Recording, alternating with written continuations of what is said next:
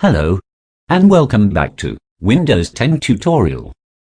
In this video, you will learn about how to show, or hide, or resize desktop icons on Windows 10. Now, let's get started. First of all, go to Desktop. Then, right-click the desktop, and move to your cursor to View.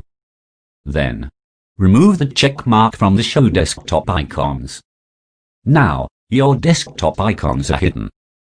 Now, if you want to bring back them, then, go to right-click menu, View, and select Show Desktop Icons. For resizing the desktop icons, right-click the desktop, go to View, and choose any of them. Large icons, or small icons, or medium icons. There is also a shortcut method to resizing the icons on the Windows 10.